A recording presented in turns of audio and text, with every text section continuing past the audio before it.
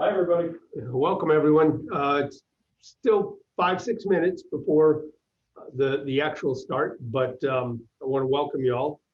Get these anxious bodies in for what should prove to be a very good and educational day. Couple things to talk about. The chat box is going to be open, so feel free to address chats or add chats in there. We will we'll pass them on to the speaker as necessary. I would ask that you not particularly carry on chats with other individuals. Do that via text or some other form. As far as LIAF, most importantly, I thank you all for being here and for participating. You know, as we're coming down, thankfully, to the end of COVID, what we're going to be looking at is what kind of time frame we are going to be able to get back to in-person meetings. Now, they will be, my thought, I have to get the board's wishes, but they will be some kind of a hybrid where we'll still have a degree of Zoom ability, because one thing Zoom does allow us is to reach far and wide to get some really good speakers involved. And we don't want to lose that where they would have to show up in person. And we don't have a specific time frame.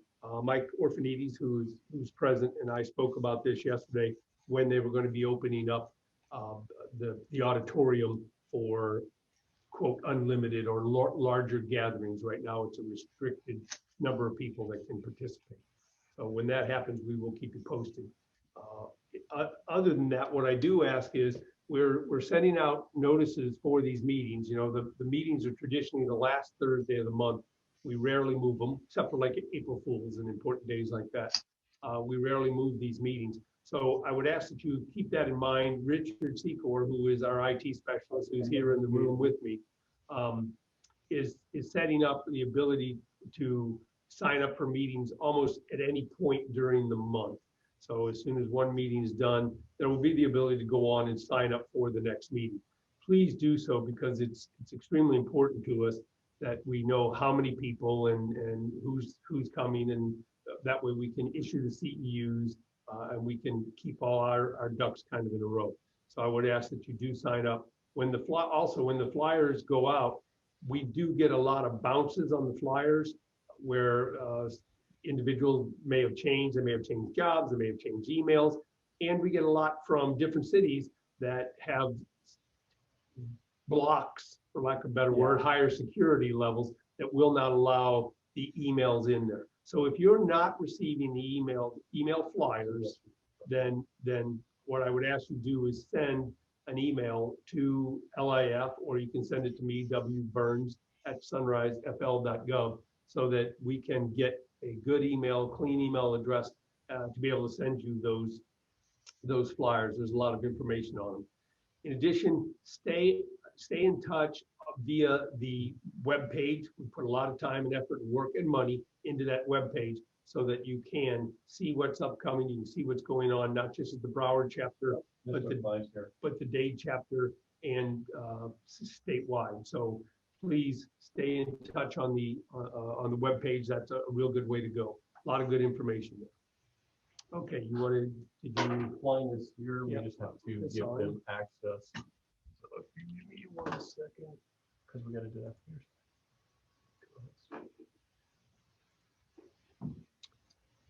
Dr. Klein, are you there? Hey. Hi, everyone. Good afternoon. Oh. How are you? To be honest with you, I've been better. I got my second COVID vaccine yesterday, and it has hit me like a ton of bricks. I woke up about midnight and have just been in a cold sweat. So hopefully nobody else has that experience when they get there. I did. I had a half a day a little bit rough. Still better than the alternative by far. Yes. Yeah. Well, and the first one didn't phase me, and I got it yesterday morning. It was fine until about 1 in the morning, and then it just hit me. But my wife's a nurse, and she told me you really should have taken, I think it's Tylenol or Respiro. I forgot which one beforehand. Oh, so some news you should have used beforehand. I won't even pass it on because it just make you hurt worse. All right, I believe, what do we got? 59. So we are about ready. Mike Orphanides is visible. Ryan, Ryan, have you and Mike met in face-to-face or Zoom or anything, or is this your first meeting? Not face to face, but I've been on a call or two with him before. We've Great. been exchanging some emails. Yep. Great. Okay. And Ryan, I haven't had the pleasure to meet you, so thank you for doing this on behalf of LIAF. I really do Thanks for appreciate it. having me. All right, everyone is admitted, so everyone can hear our conversation. There's a couple additional ones popping in, but as I see, it's just about to turn over 1 o'clock, so I'll say this is the official start. Ryan, you have been made co-host, so what we're going to do is I've got pretty much just one more announcement to make. I'll turn it over to Mike, our minute with Mike. He's going to update us on some local goings on down here, and he will take it from there, introduce you, and you'll be on. All right, sounds good. All right. So greetings again to everyone, since it is the official 1 o'clock start. Thank you for attending the LIAF April or May meeting. No, April. The end of the April meeting. It's always the end. These are always the last Thursday, like I said. The non-April 1st meeting.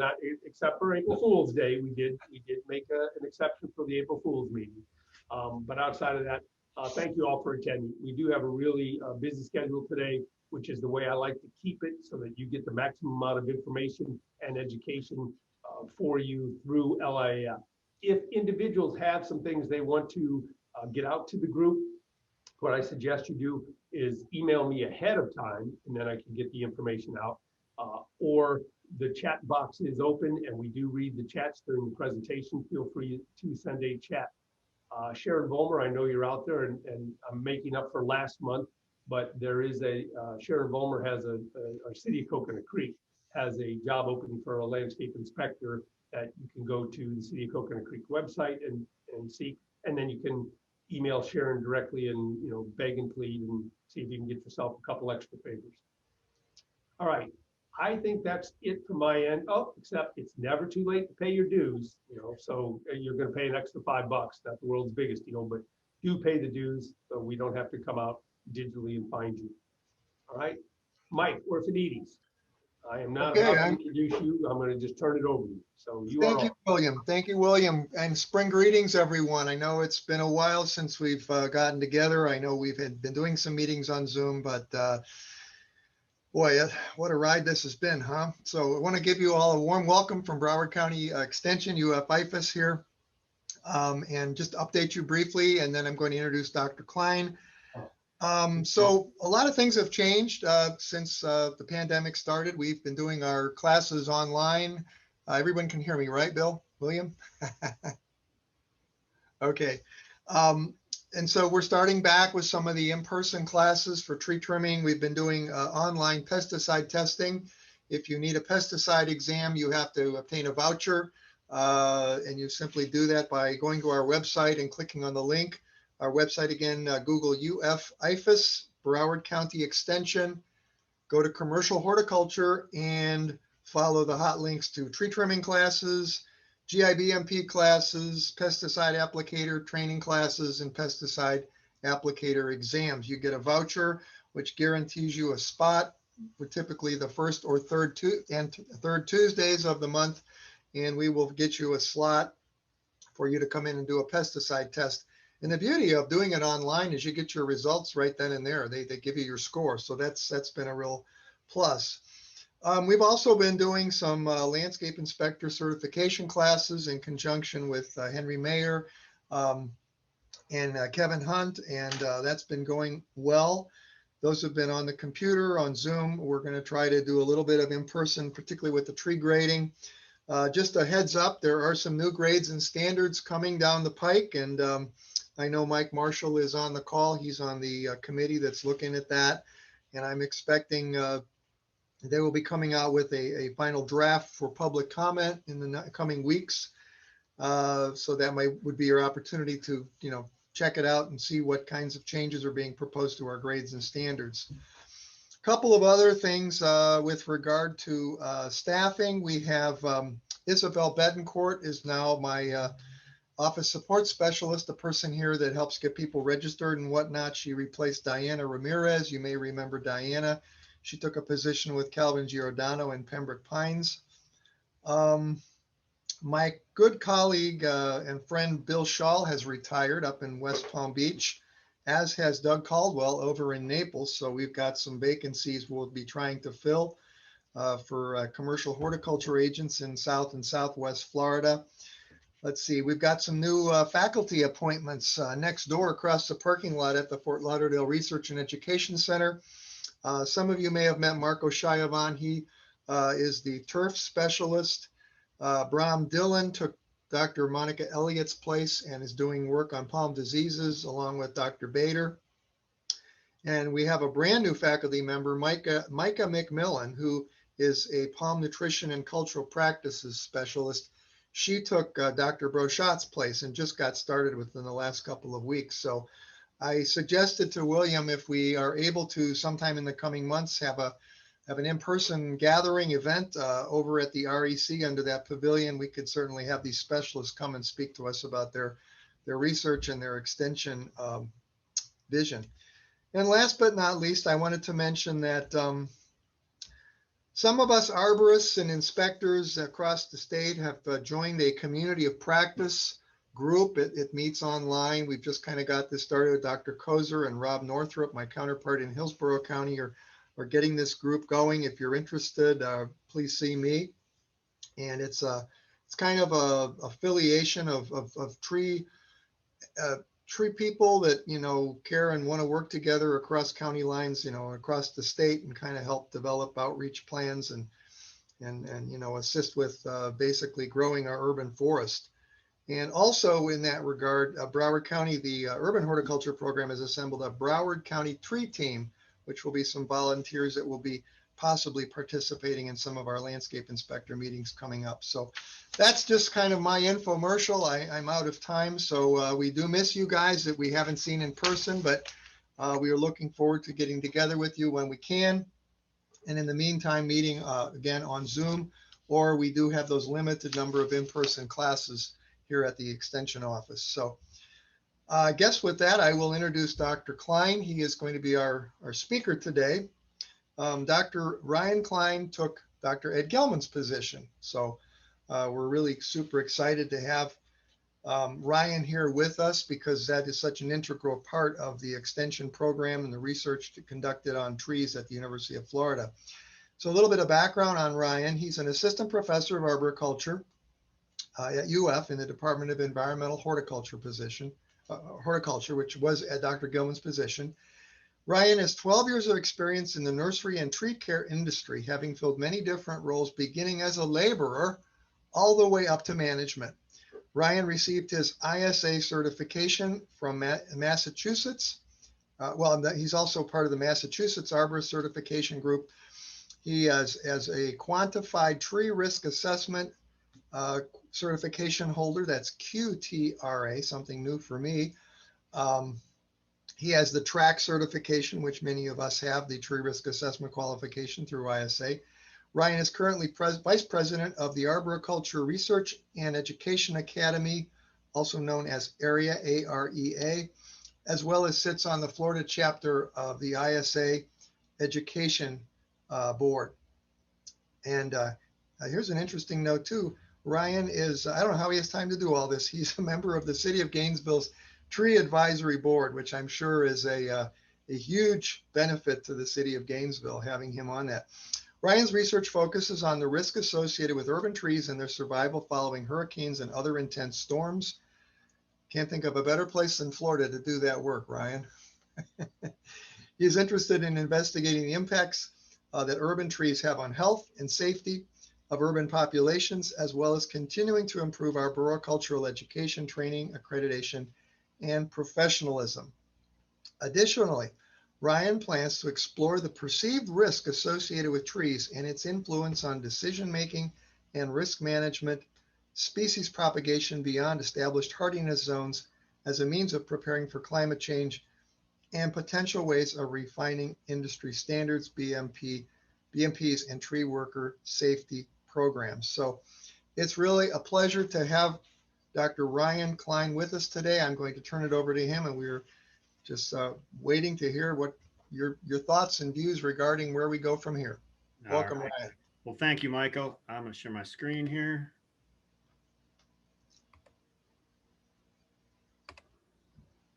All right.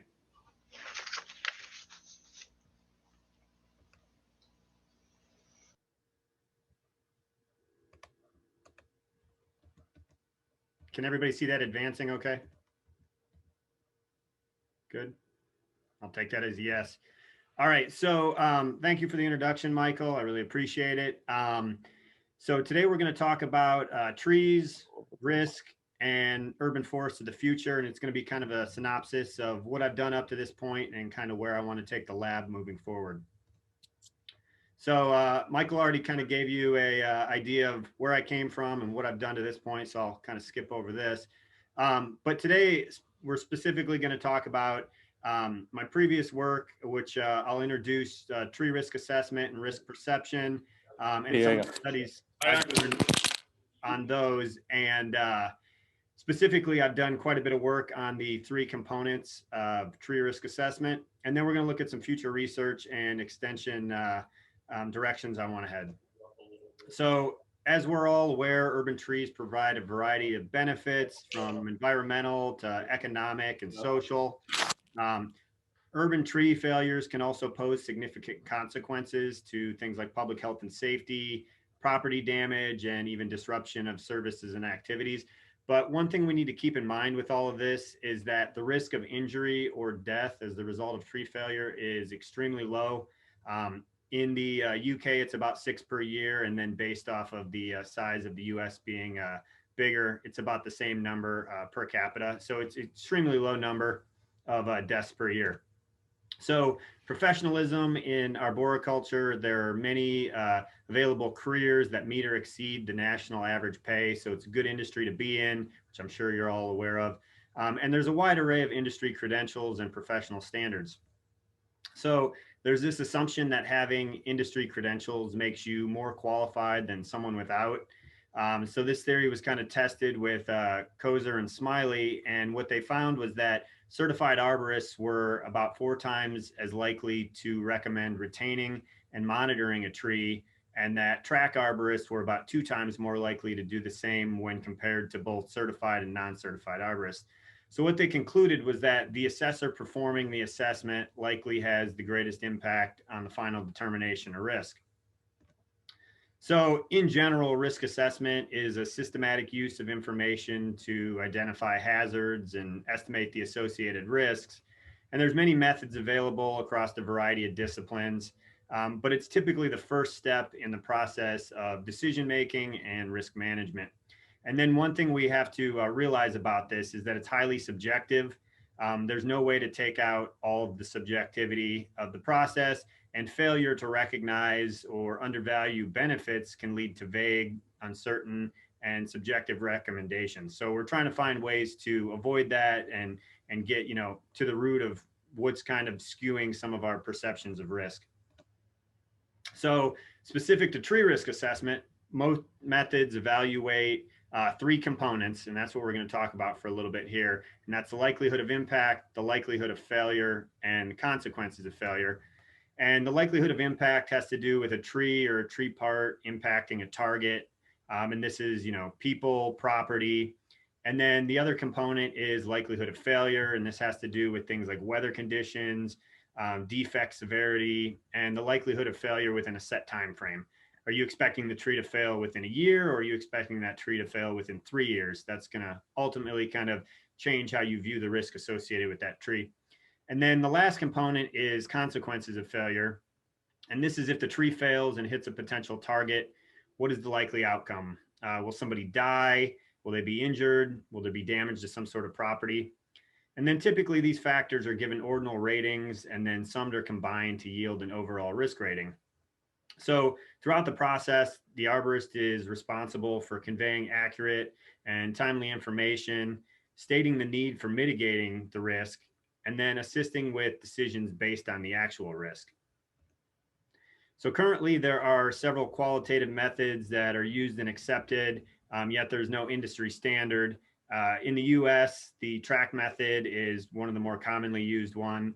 And then Michael had mentioned he hadn't heard of the QTRA method, which honestly, I'm assuming most of you haven't, because it's the most commonly used method in the UK and Australia.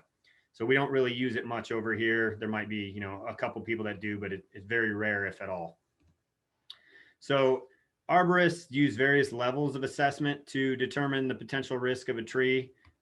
There's a level 1 assessment, and this is essentially a walk by or drive by just from one vantage point of the tree. So you're only seeing it from whatever side of that tree you happen to pass by. So you might miss a lot of the defects potentially. And then there's a level 2, and this is a 360-degree inspection of the tree and site conditions. And you're using potentially a wide array of basic tools, such as diameter tapes, maybe a soil probe, clinometer, rubber mallet to sound the tree for decay. And then there's a level 3. And level 3 typically uses advanced equipment, such as decay detection equipment. You might use an aerial inspection with a drone, or you might do a static pull test to test the stability of the tree. So one thing to keep in mind here is that as the levels of assessment increase, so does the necessary training, time, and equipment needed for the evaluation. So one thing that kind of mixes in and out of the risk assessment process is the potential for risk perception. So risk perception is a subjective assessment of the probability of an accident happening and how concerned we are with the consequences. So ultimately, this varies from person to person. I'm sure you see risk different than I see risk and vice versa. And it's intimately tied to the decision-making process.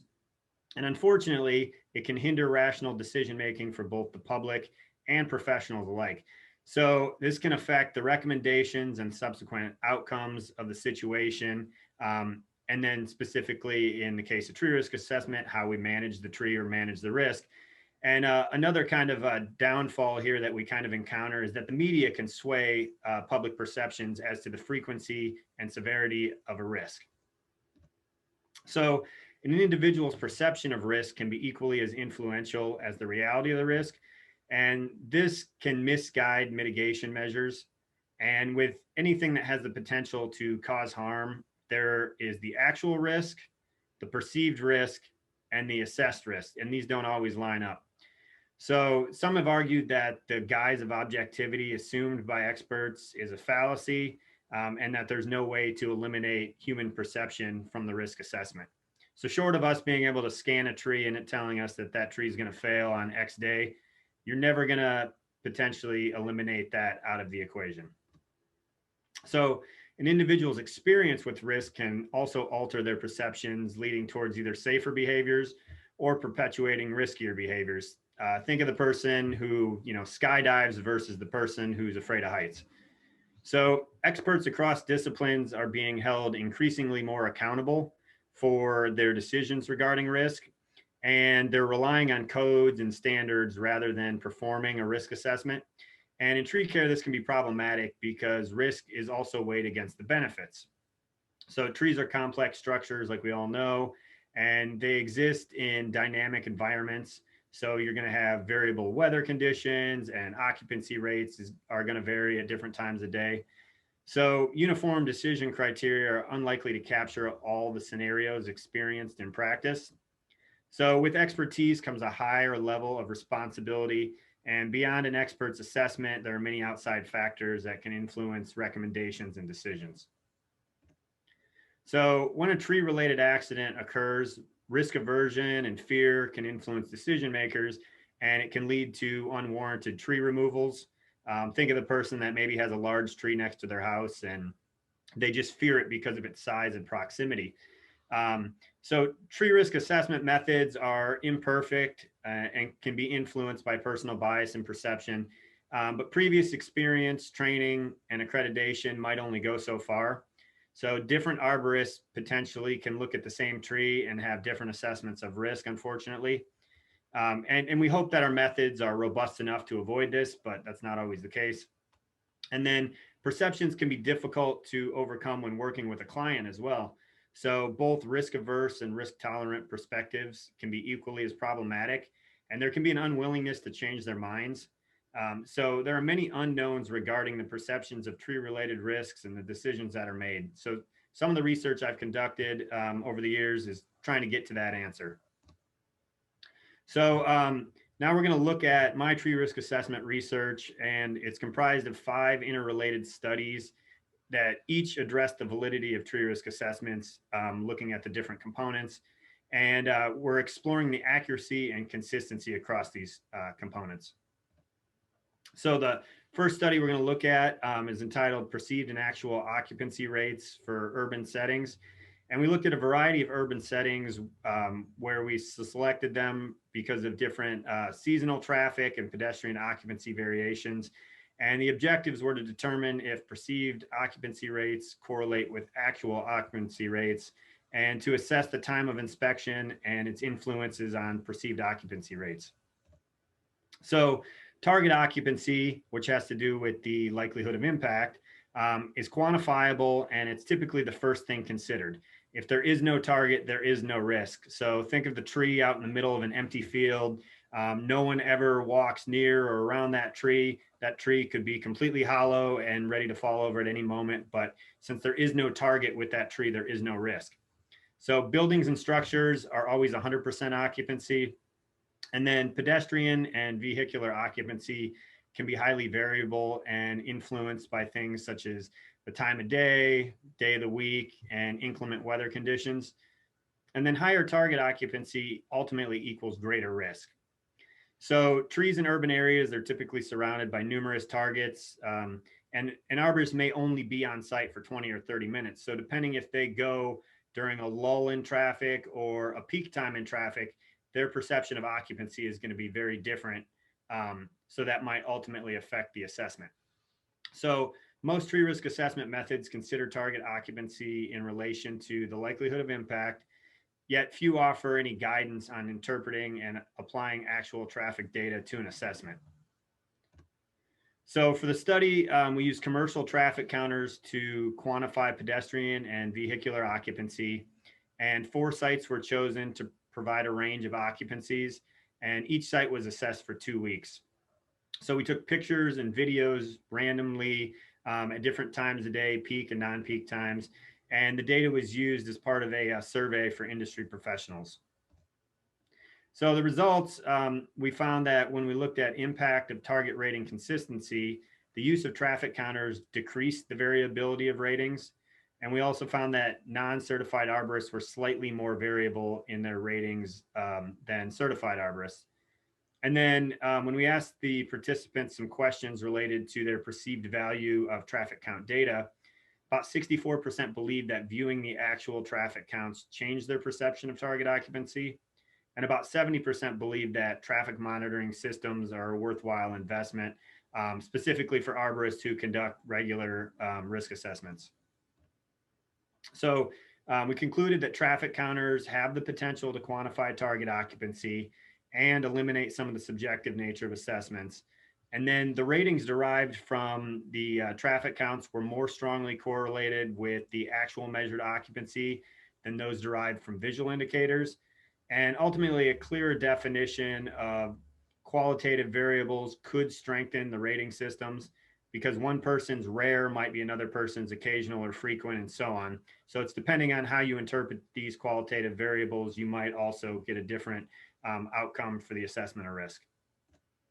So we did a follow-up study to this, and it was entitled The Development of Low-Cost Traffic Counters for Assessing the Likelihood of Impact for Tree Risk Assessment. And the objective was to determine if traffic counts from a low-cost traffic counter system would be similar to those derived from hand counters and commercial counters. And then in addition to a lack of familiarity with traffic counting systems, the cost of commercial systems may have been a barrier for practicing arborists. And what I mean by this is to kind of give you an idea, the commercial system we used in the first study cost about $2,200 for the set. And you could create a homemade system and program it yourself with parts off of Amazon for about $160. So for the study, we looked at target occupancy and measured it to identify solutions for assessing the likelihood of impact. And then we compared each system to assess their accuracy and consistency. And this was done using a hand counter, so just visually counting the data ourselves. And then the data was collected in 1-hour intervals during different times of day. So the results of the study suggest that there's a high degree of variability among the devices tested, and the narrow range of traffic conditions assessed made it difficult to identify any relationships between the variables. The devices need to be tested across a wider range of conditions. And I will point out here, this was during peak COVID, so we had some limitations as far as where we were able to sample. The university wasn't allowing us to do things out on public areas and stuff like that. So we had to adapt the study accordingly and make the best out of it with what we could. So we found that the variability of the home aid counters might be improved with modifications to the code, using different sensors or altering the design of the actual housing. So it's currently unknown how precise estimates of target occupancy need to be in order to accurately assess the likelihood of impact. Traffic counts are subject to subjective interpretations by the assessor, no different than the qualitative variables. And risk assessment methods need to incorporate clearer guidelines related to both occupancy and risk. And then quantifying the likelihood of impact component can potentially lead to more accurate and consistent assessments. So the next study we're going to jump to here does not look at likelihood of impact. Instead, we're looking at likelihood of failure, and it was entitled Evaluating the Likelihood of Failure in Naples, Florida following Hurricane Irma.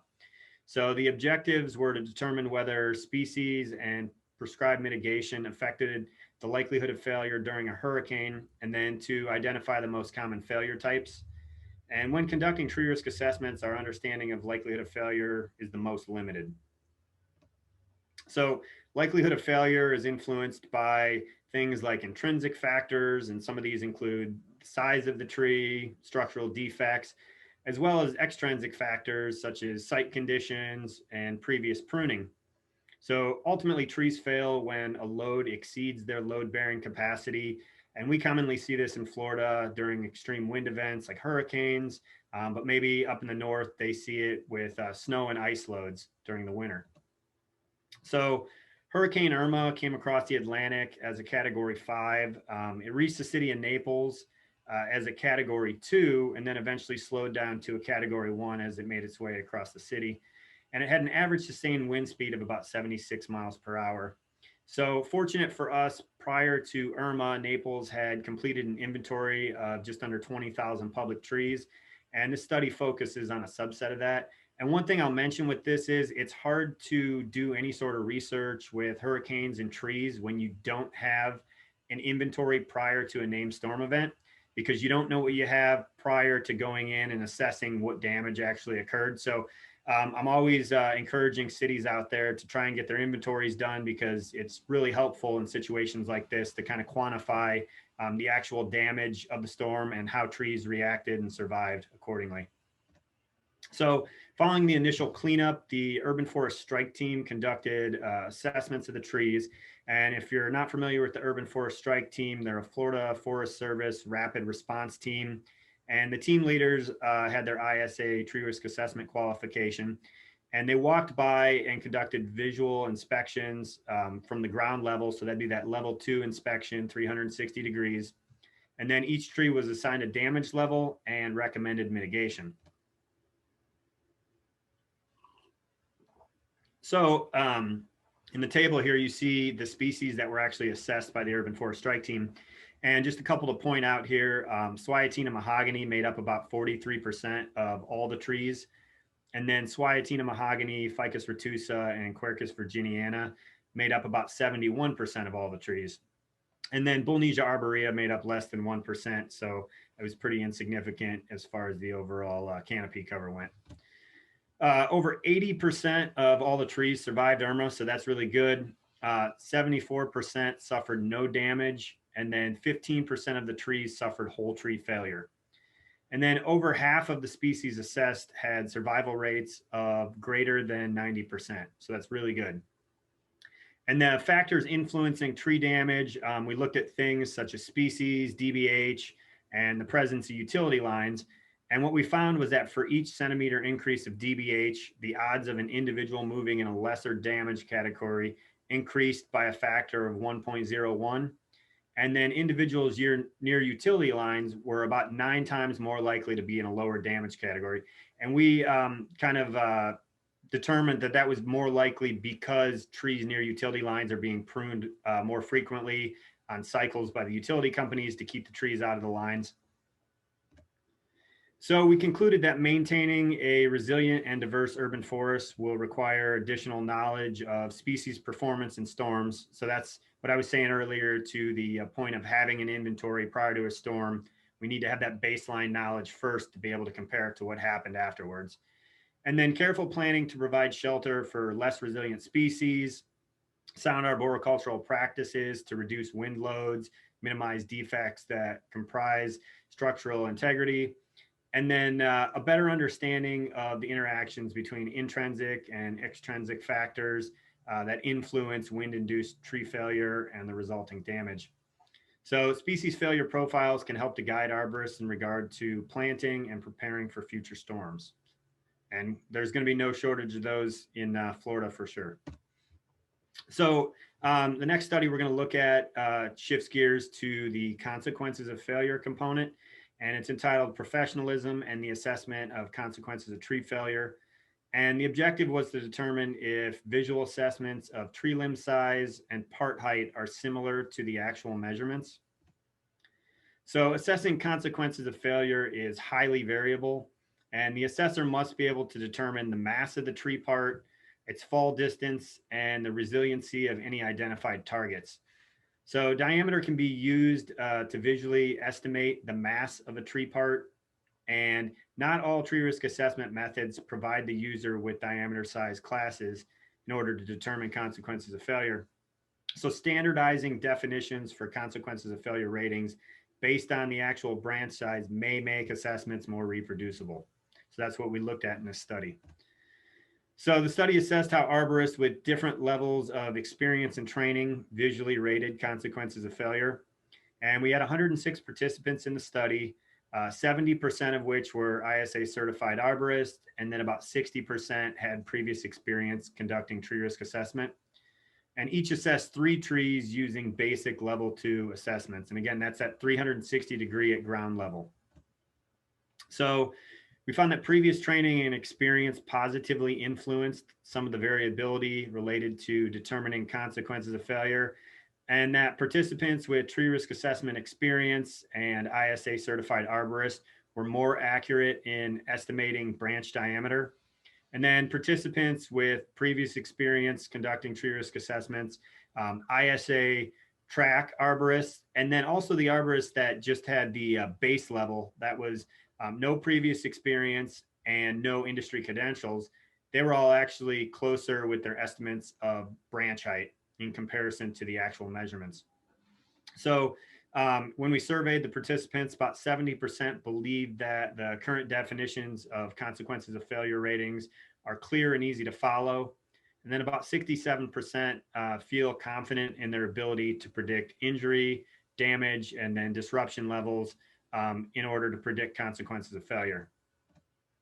So we concluded that the results showed some statistically significant differences for diameter and fall distance estimations between the arborist groups, both with different levels of experience and credentials. And the average variation observed across all the groups was generally small. So that's good.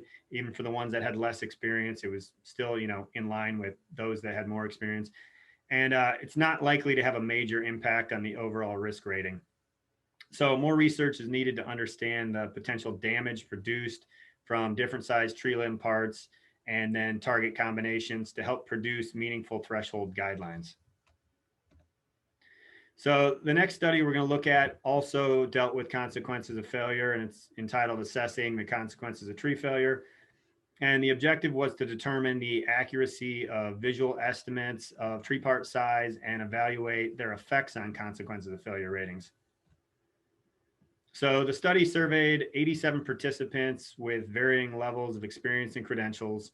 And we had 64% of the participants had their ISA certified arborist credential, and then 64% also had previous experience conducting risk assessment. So for the survey, we assessed consequences of failure and determined the diameter of tree part in inches, And then we used 20 different cross sections of tree parts printed to scale, ranging from 4 inches up to 39 inches. And these were hung on a wall for everybody to view and assess. And then they were also accompanied by aerial and street view images of 1 of 4 urban trees. So on the slide, you can see the different cross sections that we used. And then participants estimated the actual part size and rated part size in 1 of 4 diameter classes. And this was based off of the ISA Tree Risk Assessment BMP rating scale for determining consequences of failure. So in the figure here, we're looking at consequences of failure ratings based on the actual stem diameter for pedestrian and vehicular targets. So when we look at pedestrians, once the diameter reached about 11.5 inches, consequences of failure ratings reached significant to severe and held to that. And then for vehicles, once the diameter reached about 27 inches, consequences of failure ratings reached significant to severe and held to that. So the difference here is likely related to perceived resiliency. Cars are more than likely more resilient than people more of the time. And then value. We obviously value human life more than possessions, or most people should, but that's kind of what we figured there as far as how the ratings went. So previous training and experience positively influenced some of the variability related to determining consequences of failure. And the baseline were as or more accurate than arborists with training and experience at estimating part size and part height. So the people without the experience and credentials were found to be just as accurate here. And then for all cross-section images and professional levels, branch diameter estimates were underestimated by an average of about 4%. So overall, arborists were accurate about 75% of the time when they determined the branch size based on the 4 size ranges. And the highest level of accuracy was for the smallest and largest ranges, and this was about 80%. So if you kind of think about it, it should be easier to rationalize things that are really small and things that are really large, but those kind of in-between sizes are going to be difficult to kind of visualize and put a number to sometimes. So in relation to targets and surroundings, participants' assessments of consequences of failure increased as the branch size increased. So concluded that variability is likely due to professional interpretation, and an arborist's ability to accurately estimate part size and height above a target ultimately affects how they view the resulting consequences. And our respondent rating data serve as an initial attempt at offering guidelines for size-based consequences of failure ratings. So some of the key takeaways from my research so far, it's possible to quantify likelihood of impact and consequences of failure components of tree risk assessment, and a better understanding of species survivability and the development of species failure profiles can aid arborists in hurricane-prone areas. And that's especially important for us here in Florida. And future research on the components of tree risk assessment has the potential to provide arborists with methods that are less susceptible to variability and based on the reality of risk rather than perceptions, hopefully. So now we're going to kind of shift gears altogether and talk about some areas that I'm interested in working on in the future, and some issues that I see are important to kind of investigate further. So beyond tree risk assessment and risk perception, future research needs to address potential design options to make our urban forests more sustainable. And we're going to look at why this is important. So trees have the potential to be long-lived organisms, although in urban areas, sometimes they're a little bit more short-lived than we'd like. Besides balancing the benefits and the risks associated with urban trees, proper planning, design, and management throughout the life of the tree is necessary to promote a sustainable urban forest. And more consistency is needed across municipal tree policies and ordinances. And so if you look at the image here on the screen, there are 2 different neighborhoods in Detroit, and I want you to notice the disparity in tree cover. So we obviously want more situations like the one on the right. So throughout Florida, there's a high concentration of urban development, and it's a mix of planned landscaped and preserved natural ecosystems. And trees are susceptible to intense wind events and periodically sustained damage. But even trees that appear structurally sound can fail during an intense wind event. So, I mean, all bets are off when a Category 5 comes through. There's no guarantee that that perfectly looking, structurally sound live oak is going to, withstand the storm. There's other variables at play too. So, why should we care about urban development? So, already densely populated areas are likely to have population booms, and both tree benefits and risks will be even more important moving forward, both from an economic standpoint and public health and safety. And natural areas are going to continue to shrink, and there's going to be a reduction in species diversity, loss of ecosystem services, and then this is going to be further exacerbated by climate change. So there's a joint project by 1,000 Friends of Florida, UF, and the Florida Department of Ag, and it's designed to create discussion and provide information on policy and personal decisions that can affect the future of Florida. And they make recommendations for a sustainable future. And the report suggests that if current land development trends continue, more than a third of the state will be paved over by 2070.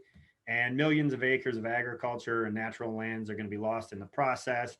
And this will ultimately affect the quality of life, our jobs, and water supply. So when we look at the population of Florida in 2010, there was about 19 million. In 2019, there was about 21.5 million, and it's projected to double from the 2010 estimate by 2070 and be about 34 million. So an increased population is going to result in increased land use and water demands. And when we look at the map of developed areas, which is the red on the maps, 2010 is on the left and 2070 projections are on the right. And you notice that over a third of the state will be developed. Notice the areas where urban sprawl and land use are going to be taking place. Coastal areas are going to become more densely populated. And in the center of the state, you're going to see more urban sprawl. Land's cheaper, and there's more available space for people to spread out. So the proposed plan encourages compact development and less sprawl. So thus, we need to be strategic in designing our urban landscapes for both future growth and development. So why is this important to us? Well, it provides us with the opportunity to plan and promote sustainable design options. We need to educate the public, reinforce professional training through continuing education, and it provides with a clean slate to avoid design failures of the past. So municipalities have potential challenges related to policy and enforcement. And one thing to remember is that trees often grow poorly in urban areas unless the infrastructure has been specially designed to accommodate tree root growth. So past research has found that urban trees have a high mortality rate due to adverse growing conditions because of poor soil quality, small planting spaces, drought-like conditions, lack of maintenance, among other things. And then urban trees ultimately have a shorter life expectancy than their rural counterparts. So certain trees do grow well in tough urban sites and they tend to get heavily planted, but we want to avoid monocultures. And unfortunately, less commonly used species may be difficult to find in nurseries. So the Intergovernmental Panel on Climate Change predicts that by the end of the 21st century, temperatures are going to likely exceed an additional 2.7 degrees Fahrenheit. And there's going to be an increased frequency and intensity of natural disasters such as drought, fire, more extreme wind events. And such events pose potential risks to urban canopy cover. So to kind of give you an idea of what we've seen so far, the hardiness zones for Gainesville have shifted roughly 5 degrees Fahrenheit since 1990. So hardiness zones are projected to shift further north and west. And here in the southeast, it's going to have warmer minimum temperatures and less precipitation. So research suggests that climate change will make urban trees increasingly vulnerable to pest, disease, late spring frost damage, and drought stress. But recent research has begun to evaluate prospective species from climates that are in line with those projected for the future. So past research has stressed one thing, that it's beneficial to plant the right tree in the right space. It saves time, it saves money, but you ultimately need to determine what grows well in your area. You can lean on local knowledge, literature, online resources, and then you need to evaluate the site and planting space and also determine the desired species traits and ability to survive at the site. So the goal is to maximize the benefits and lower the risks associated with urban trees. And ultimately, low survival rates equals a loss of long-term benefits. So successful plantings begin with high quality nursery stock that are going to be free of major defects. So planning urban tree designs can involve a variety of stakeholders, from city engineers, parks and rec, urban foresters and arborists, landscape inspectors, builders and developers, and HOAs. And the process should adhere to local ordinances and codes, and then pay attention to species selection and spacing. And then you want to implement creative design solutions if possible.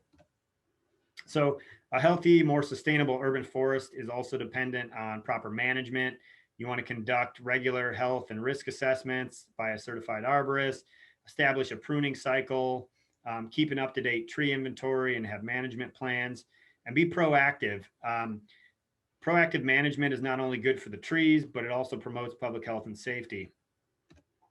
So although it is yet to be seen how our urban forests will adapt to climate change and an increased frequency in intense storm events, we currently know enough to work towards planning and designing a more resilient urban forest.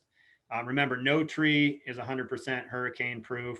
And then there's many variables that can affect successful planting, from the quality of nursery stock to the aftercare.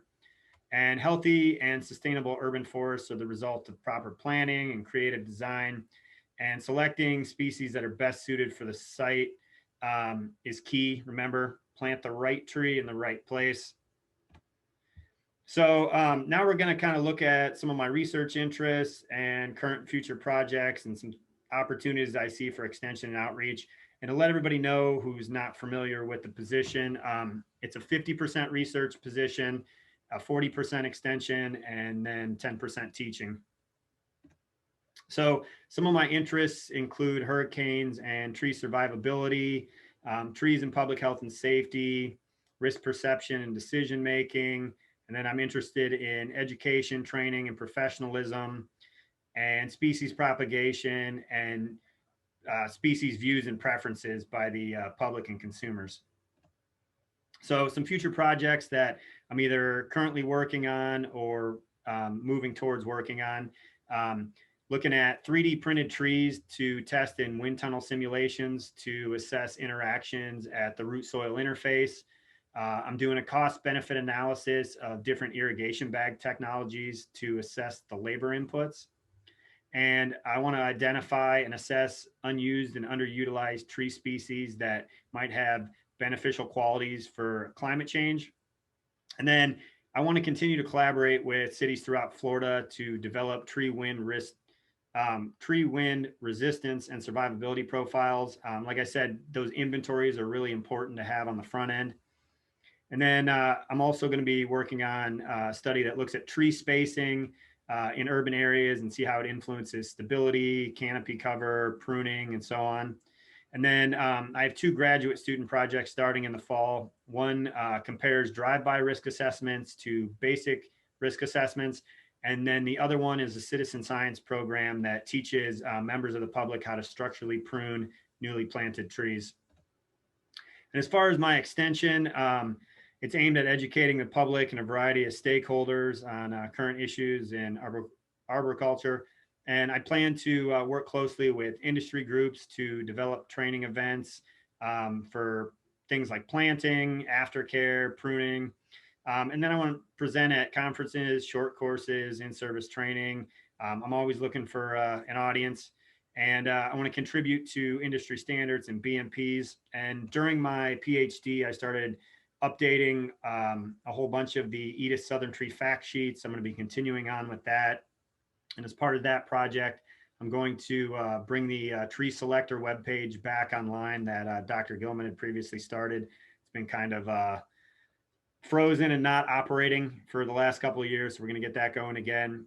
And then I'm going to create a series of educational videos over time that are geared toward both the public and professionals. And then hopefully about a year from maybe October or November, we're going to try and get the Great Southern Tree Conference up and running again, because it was a very popular event and beneficial for a lot of the people in the industry. So I really appreciate you giving me the opportunity to speak today. And if anybody has any questions, I'd love to answer them. Thank you so much, Ryan. Great presentation, very informative and insightful. Future looking, forward looking. Video on yourself. How do I do that? Hit the video on the bottom left hand corner. Oh, come on. No, stop there. Sorry, I had to push buttons and that was not easy. Can he unshare? Ryan, excellent. Two things for everybody's knowledge. Ryan, you shared earlier. I know you said you got your second shot and you're struggling a little bit. I didn't notice it at all. So very good. Welcome to the other side with those of us that have our both shots and can run around maskless now. Ryan, we do have a question. I'm going to lean in here so I can read Sandy's question. Can he unshare their presentation real quick, please? Oh, would you unshare your presentation, please? Yeah, let me see there.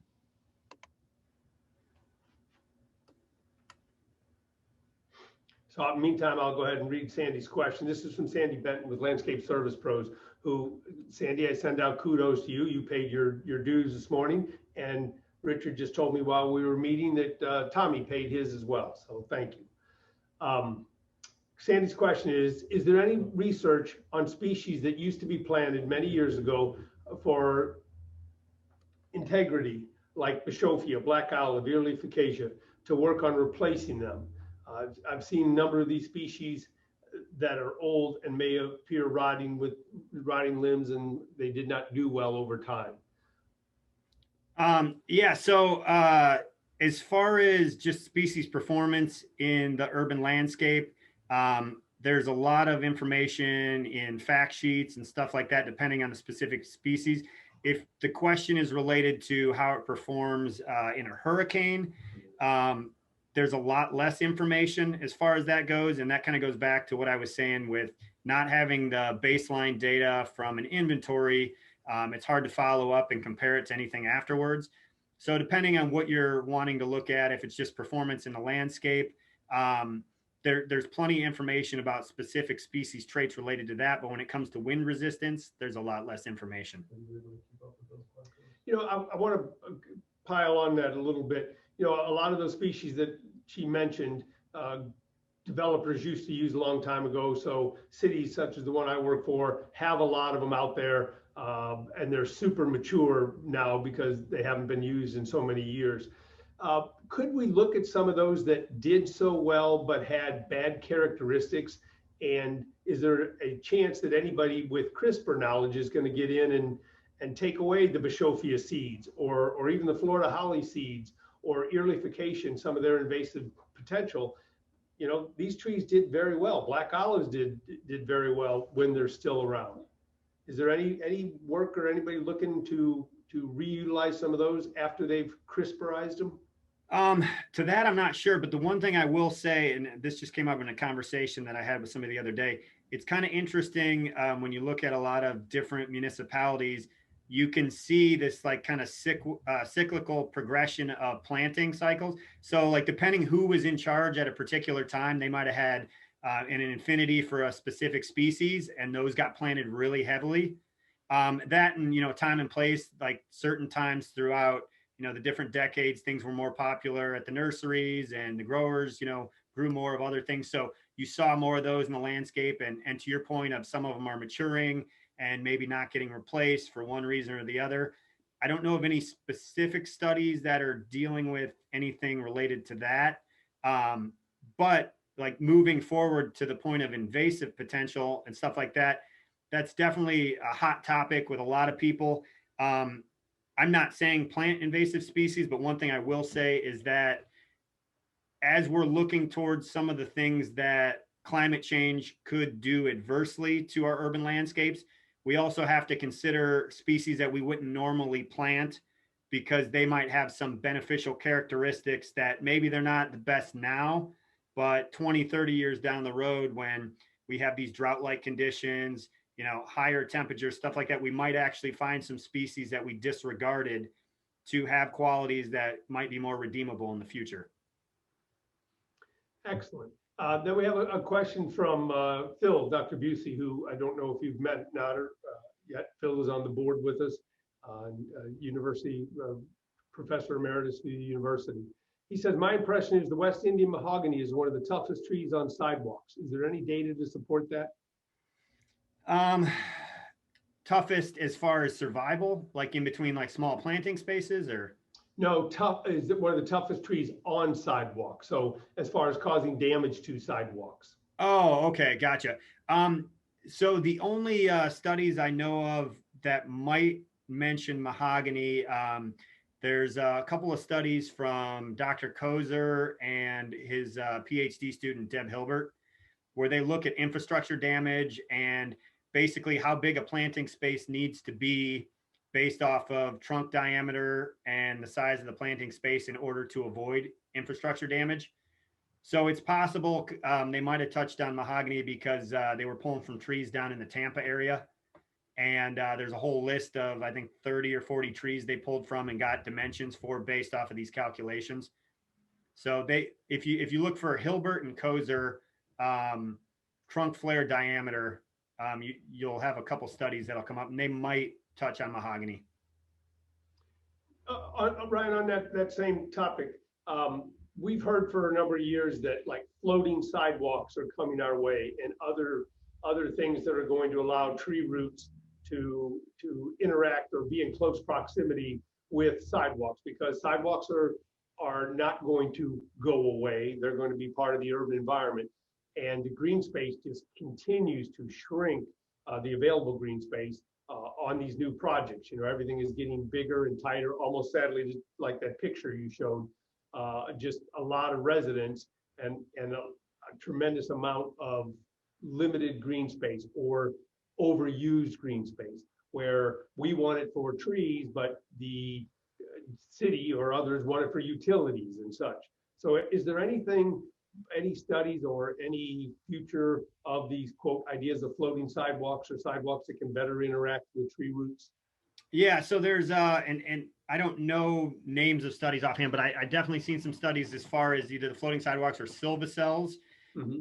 So there's definitely been some research on it, and they've shown that trees will perform well with these designed infrastructures to where the tree roots can grow underneath, and you don't even know they're there, and they don't cause any damage.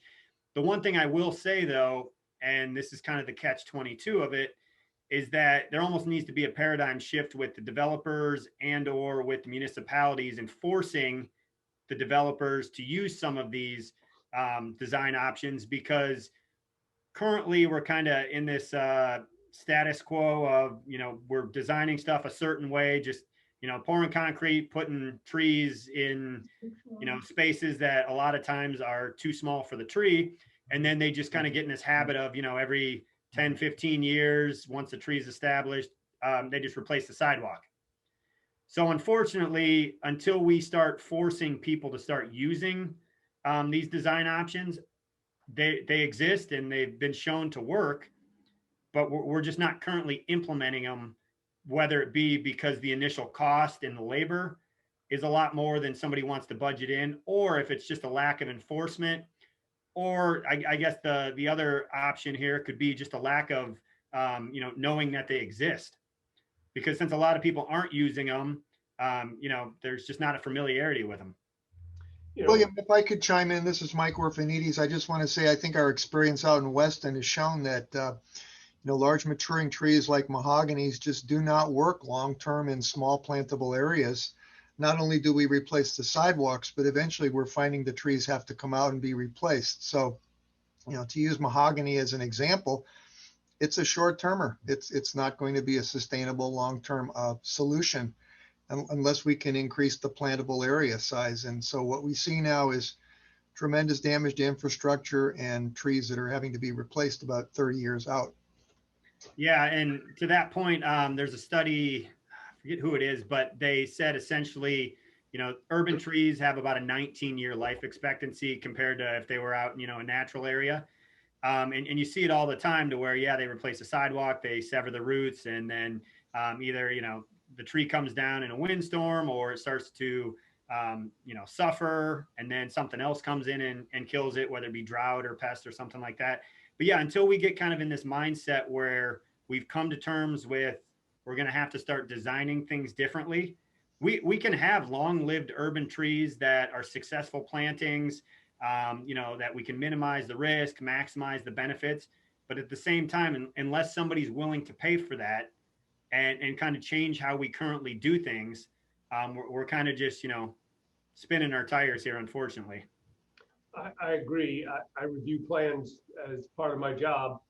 And the solar cells, we've had, I forget the gentleman's name, we've had him as a speaker at one of our seminars, and he did a super job and got people very excited. Good speaker, great product, does answer a lot of potential need. I think the biggest drawback we're having as a city, and we're trying to encourage and enforce developers to use it, is the cost. It is a very pricey product to put in enough quantity to be able to grow a medium to large size tree. Yeah. And I mean, there are cheaper options. You can do pavers. I mean, you might have to reset them every couple, you know, every 10 years or so as they kind of get, you know, lifted a little bit, which potentially could be a liability. So then somebody could argue that. But yeah, until we, you know, kind of come to terms with there's better ways of doing it, but somebody's going to have to pay for it, and we distribute that cost, you know, accordingly, we're kind of at the same. And the other issue here is that, you know, municipalities are historically underfunded, understaffed. So, you know, even if there is a push by somebody to do it, unless there's that, you know, the staffing available to go out there and check up to make sure people are doing things accordingly, or, you know, if the ordinances aren't written a certain way, it's going to be hard to change those things. Agreed. We've got one more question. What time for one more? Let me scroll down so I can get to it. I think this is from Rose. Will you be researching trees that have high salt tolerance or to saltwater intrusion and salt spray? I haven't specifically kind of set out with anything in mind for that, but I mean, it is definitely very relevant, especially when you have hurricanes here in Florida. I will say, just anecdotally, I helped out with an assessment down in the Tampa area for a project that Dr. Kozer was working on. And a lot of the live oaks in the Hyde Park area were showing signs of that decline from saltwater intrusion. So I haven't been back in a couple of years to see how they're doing now, but I've also heard of situations over in St. Augustine. There's a town just south of there that lost a considerable amount of their trees due to saltwater intrusion. So it's definitely something that, you know, there's a lot of work that could be done there that, you know, stuff we don't know, but I haven't come up with anything just yet, but I wouldn't rule it out. Good. Well, Ryan, again, we really appreciate you spending this time with us. We're super excited to have that position filled and to have you in it. South Florida, as you know, has more ISA arborists in it than any other area. I know in the state and probably in the country. We are a highly active area, but we're also under really strong pressures from development and overdevelopment, whatever you want to look at, such that in Broward County, every tree is kind of a fight in and of itself. We do what we can to preserve them.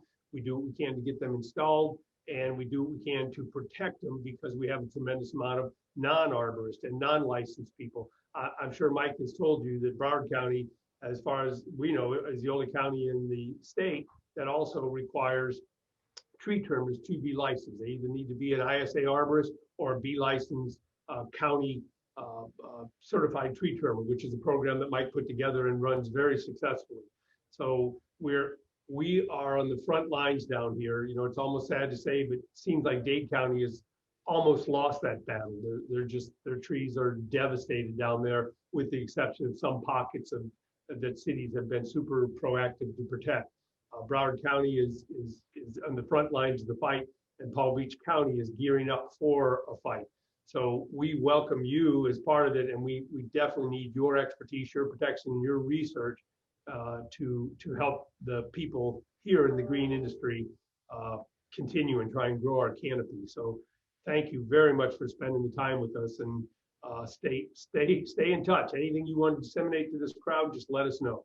Definitely. And again, thank you for giving me the opportunity to speak today. I really appreciate it. And it's nice to meet everybody, even though it was virtually. Hopefully someday we'll be back in person soon. So great. Take care. Hopefully you feel better very soon. Yeah, hopefully. All right. Thanks, guys. Thanks, Ryan. Appreciate it.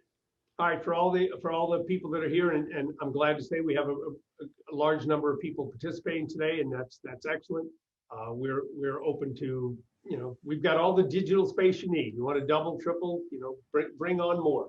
All this information is things we want our LIAF members to know, and then to go out and preach and utilize so that we can be more professional all the time. So now we move from Dr. Klein to Alex Shorey, the second speaker today. And Alex, who you all know, Alex has been a member with us for a long time, but Alex has worked for Broward County Tree Preservation Program since 2008. He's got a degree in environmental horticulture from the University of Florida. He's been an ISA arborist since 2007. He is also TREC qualified. Today, his presentation will cover the Broward County Tree Trimming Preservation and Abuse Ordinance. So Alex, I see you're up on the screen. You've got shareability. I'll go ahead and share that. Now, y'all, to the people again that are out there, the chat room is going to be open, and we will monitor it. But I encourage you to ask Alex these questions. It's an opportunity you don't have very often. So, Alex, go ahead. Can you see my screen? Yes, indeed. Okay. So you can see the header page, title page, Broward County Tree Preservation Program. Yes, we can see the page, and you're coming across loud and strong. Okay, terrific. Well, today I'm going to be talking about the Tree Preservation and Abuse Ordinance, which is found in Chapter 27, Article 14 of the county's code. And we are a small program consisting of just two of us, Peter Burke, who's the program manager, and myself. The county, as William was saying, also regulates tree trimmers, but that's not part of my program. That is regulated by the Building Code Services Division, and that's covered in Chapter 9 of the county's code. So that's a separate topic. But the Tree Preservation and Abuse Ordinance was adopted by the county in 1999, and it gave the county jurisdiction county-wide for enforcing their ordinance. And what the county did is they provided the 31 municipalities with the opportunity to adopt their own ordinance that had to be at least as strict as the county's. And if that ordinance was certified, then the county gave up jurisdiction in those municipalities. So the county has given up jurisdiction in the certified cities. So where we do have jurisdiction is the unincorporated areas, which is known as the Broward Municipal Services District, any county-owned properties, any school board-owned properties, and then other areas designated by the county commission, which would include historic trees and environmentally sensitive areas. We also retain jurisdiction in 10 municipalities: Hillsborough Beach, Lighthouse Point, Lauderdale by the Sea, Sea Ranch Lakes, Wilton Manors, Lazy Lake, North Lauderdale, Tamarack, Lauderdale Lakes, and Pembroke Park. So what that means is the county has jurisdiction in these areas. If anyone wants to remove or relocate a tree in one of these municipalities, they would obtain their permit, or the county calls it a license, through the county. So in general, what the ordinance does is it prohibits the removal of any tree without first obtaining a tree removal license from the Environmental Protection and Growth Management Department. And it also prohibits tree abuse as defined by this article. So there are a number of exemptions from the requirement to get a tree removal license. Some of the more significant ones would be if the tree is an imminent hazard to public safety or property. And of course, an imminent hazard would be one that, imminent meaning it could happen at any time. What we ask is that people document the imminent hazard if they're claiming that exemption through photographs. Also, for a single family or duplex residential property that's owner occupied as a primary residence, the requirements are a little less stringent than for other types of property. The other exemptions would be like the removal of nuisance trees. I know Sandy had asked a question about Bishophia, earleaf acacia. There are 10 nuisance species listed in the county code. So if you're removing one of those 10 nuisance species, then you wouldn't be required to get a tree removal license. So the most obvious basic question would be, well, if you need a permit to remove a tree, how do you define a tree? So the county code defines a tree as, number one, it has to be living. So if it's a dead tree, we do not require a permit for a dead tree. It has to be self-supporting. If it's a woody perennial plant with a DBH of at least 3 inches and normally grows to an overall height of no less than 10 feet in Southeast Florida, then that meets the county's definition of a tree. An example I can give of that, and we'll talk about tree abuse later, is oftentimes what we've seen is maybe an HOA has a perimeter hedge that they've maintained as a hedge, and they decide we're going to be a little lax on our landscape maintenance to save money for our budget. They let those hedges become trees under the county's definition. Well, then they can't later on come back and turn those trees into a hedge. That would be considered tree abuse. So once it gets to be 3-inch DBH and grows to a height of greater than 10 feet, if it's, you know, something like a weeping fig or something like that, then that would be a tree. Then we also define specimen trees as trees with a DBH of 18 inches or greater with a greater than 60% condition rating. And the significance of specimen trees will become apparent when I go further through my presentation. There are some exceptions to the definition of a specimen tree. If it's a non-native fruit tree, certain ficus trees or multi-trunked palms, those would be not considered specimen trees. And the way we define removal is to cut down, dig up, destroy, effectively destroy, or the unlicensed relocation of a tree would be considered a tree removal under our code. So in what circumstances would the county issue a tree removal license? Well, we have the following licensing standards. The first two kind of go hand in hand. If development can't be located on the site without tree removal, then we'll license the tree for removal. And we ask that every reasonable effort has been made to incorporate existing trees and minimize the number of trees removed. So in some circumstances, we might ask for some modification to the site plan. Maybe the house plan can be flipped and preserve trees. Maybe the position of the proposed improvement can be shifted somewhat to preserve a desirable tree. So, you know, we are willing to ask for some changes like that in the plan process. The others are tree related. If the tree is of poor quality and condition, if it's creating a safety problem, damaging existing improvements, if it's on the Florida Exotic Pest Plant Council's list of invasive species, it would qualify for a tree removal license. The other thing, as far as tree removals, if there's any construction or clearing, land clearing in the vicinity of trees, we ask that that clearing be done by hand or light rubber wheeled equipment, and that existing trees to be preserved, you know, by using retaining walls or dry wells to maintain the grade within the drip line of the tree, and the tree protection barriers are used at the drip lines of trees. If we see a violation, we can stop work until the site has achieved compliance with our code. So the tree replacement requirements, any tree that requires a license to be removed requires replacement. So for those non-specimen trees, the smaller trees, we base that on the square footage of the canopy coverage. And so the way we determine that is we measure the average spread of the tree in 2 opposing directions. We divide that by 2 to determine the radius, and then we plug that into the formula for a circle to determine the square footage. If it's a specimen tree, meaning 18-inch trunk diameter or larger and in good condition, then we will do an appraisal on the tree, and we require that a specimen tree be replaced based on its appraised value. So that appraised value would be the cost of the replacement tree as well as the cost of installation. If a native tree species is removed, then our code requires that you install native trees to replace it. We also have a diversity requirement, which is based on the number of trees to be installed. So if you're installing, for example, 6 to 10 trees, you have to use at least 2 species. If you're installing 11 to 20 trees, 3 species, and so on and so forth. For new development or redevelopment of a site, or if you apply for a license after you've removed your tree, we require 150% canopy replacement. So instead of just replacing on 100% basis, you would have to put an additional 50% canopy replacement in.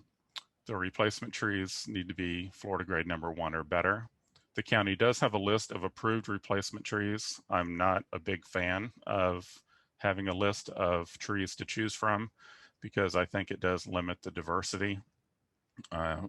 We will, accept suggestions if people want to use a species that's not on the approved list. We will evaluate their proposal. And in some cases, we've given approval for trees that are not on the list. Then the list of approved replacement trees divides trees into 4 different categories. And the most easy way to kind of simplify that list is the 4 categories are category 1. I would just to simply describe it, say large trees at maturity. Category 2 would be medium-sized trees. Category 3, small trees. And category 4 would be palms. So in the list of replacement trees, when someone is doing a project and they need to mitigate for the canopy removed, we require that at least 50% of the replacement trees come from category 1 and or category 2. So we are requiring that you can't just use palms as replacement. You have to use at least some larger medium-sized woody trees in your replacement.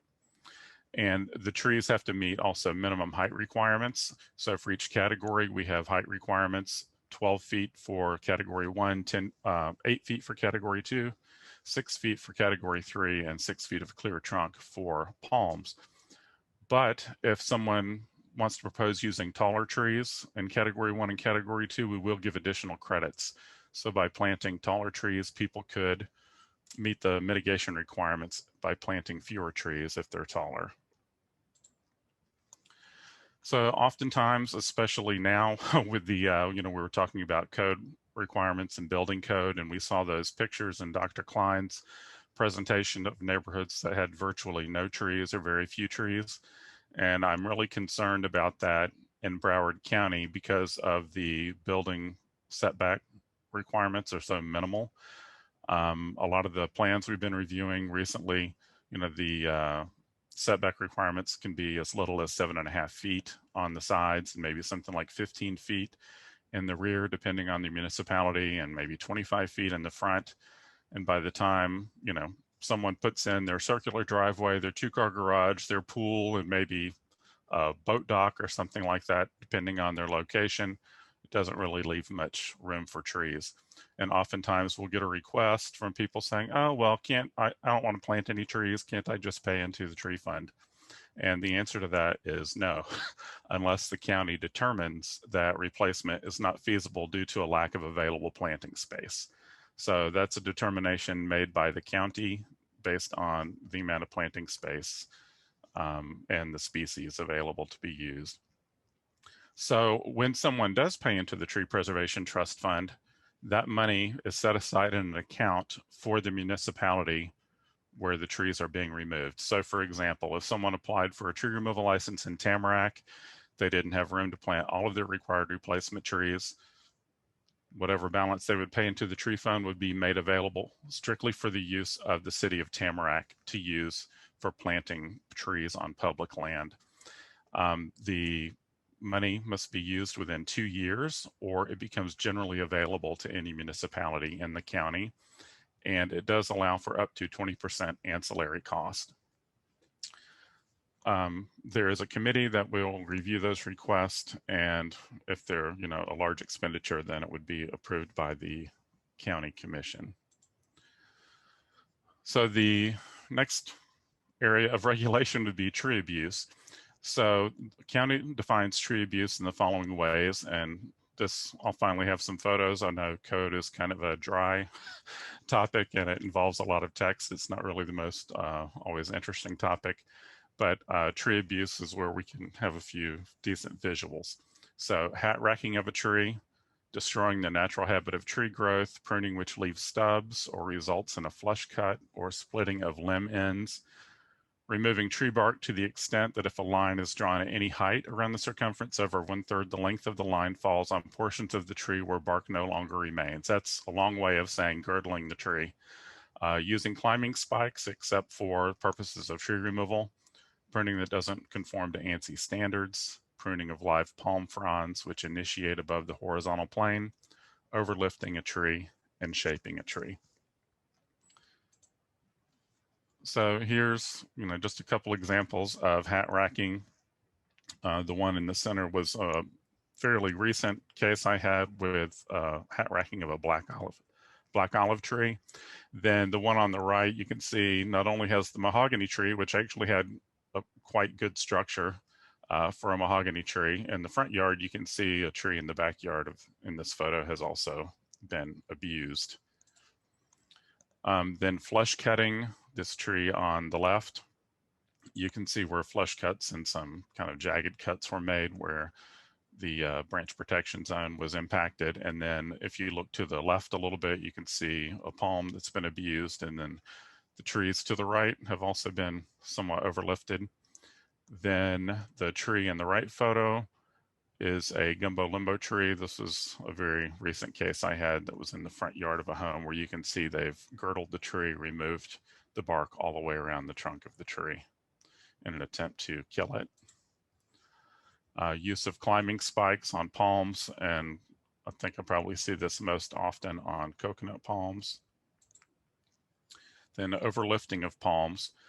Here we see this cabbage palm on the left. This was at a condo complex in Hillsborough Beach where all but a few fronds have been removed. Then the ANSI standard for palm pruning, which is to not remove live healthy fronds above the horizontal, and then a phoenix palm that has been properly pruned following those ANSI standards. Now, a lot of times we get questions about hurricane pruning of palms. The only time we would allow that type of pruning is for relocation of a sable palm. For example, they really have essentially no root system when they're relocated. So to preserve moisture in the tree, reduce the rate of transpiration, cutting back the fronds would certainly be acceptable in a circumstance like that. But other than for circumstances where you're relocating a palm, we wouldn't be allowing that type of pruning. Then overlifting, this is an example at an apartment complex in Tamarack. And then this graphic that I have on the right is just to kind of show a rule of thumb that I like to go by. The blue dashed line provides a divider showing half the canopy above that blue line, half the canopy below. Then the red lines divide the entire tree into thirds. So just a general rule of thumb, half the canopy, at least half the canopy should be in the lower 2/3 of the tree. So that's just a rule of thumb I like to share with the public for educational purposes, just so they can kind of identify overlifting. You can see this tree on the left probably has no canopy in the lower 2/3 of the tree. Then also, this is at the same apartment complex. Lion tailing would be another term for overlifting, where you can see that most of the interior branches of the tree have been removed, just leaving a tuft of foliage at the ends of the branches. And this makes the tree more likely to fail in a hurricane. The branches are going to get twisted around in the wind and broken off. And it also reduces the development of trunk taper or branch taper in the tree. Then shaping of trees is also prohibited. This one on the left is a commercial property in Lighthouse Point, where you can see this tree has been shaped into a bit of a lollipop. And then this ficus on the right has been shaped. It's completely flat, completely round shaped on a residential property. So the only place that shaping or topiary would be allowed is if it was on a single family property and the tree was not installed to meet mitigation requirements. It was installed as a topiary. And, if it's historically been maintained as a topiary, then that would be allowed on that type of property. So because we have code, we also do enforcement. So we have several levels of enforcement. And this is one thing I would really like to be impressed upon, especially the tree trimmers, when they go through their tree trimmer training, the consequences of tree abuse or unlicensed tree removal. So we have 4 different levels of enforcement. The first would be a notification of potential enforcement action, and I view that as an educational tool. It's what some people might consider a courtesy notice to let someone know you didn't trim the tree properly, this is why it's a problem, and it would give corrective actions asking for correction of that problem. So the corrective actions could be something like hiring an arborist to do some remedial pruning to the tree, or it could be as significant as asking the person to have the tree removed and possibly removed and replaced, depending on the type of property it's located on and the species of tree. So that notification of potential enforcement action, I view that as a courtesy notice and an educational tool. There is no fine associated with a notification of potential enforcement action. So the next level of enforcement, let's say I sent somebody that notification, that courtesy notice, they didn't comply with the corrective actions, then I might issue a warning notice. So the warning notice, again, there's no penalty associated with that. It's giving the person a time frame and corrective actions to complete. Again, could be remedial pruning or tree removal. It may be asking them to apply for a tree removal license. It could be a warning notice for encroachments within the drip line of a tree, change of grade within the drip line of a tree, something like that. Certain violations are what we call citationable under our code. So if someone doesn't comply with a warning notice and it's a citationable offense, we would issue a citation. The citation carries penalties with it. So the penalties can range from $100 per tree to maybe $250 or $500, depending on the offense. The offenses that are not citationable, if someone doesn't comply with a warning notice, we would escalate to a notice of violation, or in some cases, if it's a severe violation of the code, we would just go directly to a notice of violation. And I can tell you in the past that if a tree trimmer, a licensed tree trimmer is involved, typically we would go straight to a notice of violation process. The reason I would like this to be part of the tree trimmer training is because the penalties can be quite significant on a notice of violation. Before I go too far into the notice violation, I want to go into the penalty discussion. For the municipalities where we no longer have jurisdiction, because the county issues tree trimmer licenses, the county does regulate the tree trimmers. So for example, we had a case in the city of Sunrise, so William would be familiar with that, where a tree trimmer had abused a number of trees. And typically what happens in municipalities is if there's a violation of that sort, the municipality will do enforcement against the property owner, but they're not doing any enforcement against the tree trimmer. And that's one of the reasons the county licenses tree trimmers, is because we don't want to have contractors going around the county abusing trees and not really facing any consequences for the bad work they're doing, and then the property owner end up holding the bag for that. So in cases where a city has had a violation, they may be doing enforcement against the property owner, but they can provide us with information regarding the violation of the tree trimmer, and then the county can do enforcement against the tree trimmer. So if the tree trimmer has 2 adjudications within 3 years, they could face potential suspension or loss of their tree trimmer's license. So we ask for assistance on that through our Building Code Services Department. So I was mentioning the notice of violation can have significant penalties. This is a penalty matrix that we use for determining penalties that we would request before a hearing examiner for our tree violations. The reason we use this matrix is so that every violation is treated in a similar fashion. So for cases where we know the number of trees, the type of abuse, et cetera, we would use this matrix. So this kind of gives you an idea of how quickly the penalties can escalate. So we divide, I'll just go over describing how we use this list. So the first column divides trees into a tree list A, B, or C, with C being desirable native trees, A being, less desirable exotic trees. The penalty is affected by the size of the tree. This is the DBH, and then a base value per tree is included. Then we would look at the condition of the tree prior to the abuse. We have good, fair, poor, and special status. So what would make a tree a special status tree? Well, if it's a historic tree as designated by the county commission, or if it's a specimen tree, then it would receive that special status in the condition rating, and it would incur a larger penalty if it was abused or removed without obtaining a license.